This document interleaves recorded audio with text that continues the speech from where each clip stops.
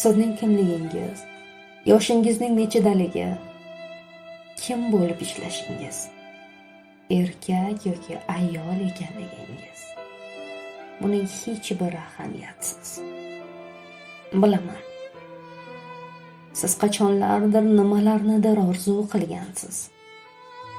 Lekin siz odamlarning fikrlariga, ularning hayotlariga, yashashlariga yoki moddiyatga qarab ularni unutgansiz. Ya'ni atrofingizdagi insonlarga qarab o'zingizni unutgansiz. Lekin ich-ichingizdan bilasiz. Siz o'zingiz xohlagandek yashamayotganligingizni. Sizga savol: eng qimmatbaho joy qayer? Bilasizmi? Amerikami? Yo'q. Dubay ham emas, Shveysariya ham emas. Bu qabr. Chunki faqat qabrda hech kim kashf qila olmagan ixtirolarni topasiz. Hech qachon kashf etilmagan kompaniyani, hech qachon aytilmagan qo'shiqlarni,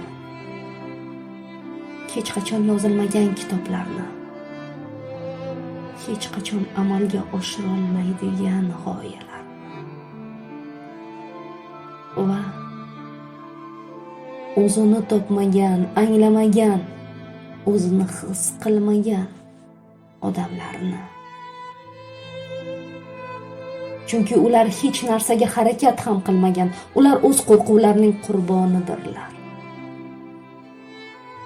Chunki ular tavakkaldan qo'rqqan, Allohga tavakkal qilishdan qo'rqqan. Xuddi siz kabi. Lekin bilasizmi nima? Siz hozircha qabrda emassiz. Biz faqat bir marta yashaymiz va har bitta o'tgan soniyamizni biz orqaga qaytara olmaymiz. Hayotni orqaga qaytaradigan knopka yo'q. Biz hech qachon olgan nafasimizni orqaga qaytara olmaymiz. Shuning uchun ham har bir soniyamiz qadrli. Siz hozir va shu yerda bo'lishingiz kerak va buni o'rganishingiz shart.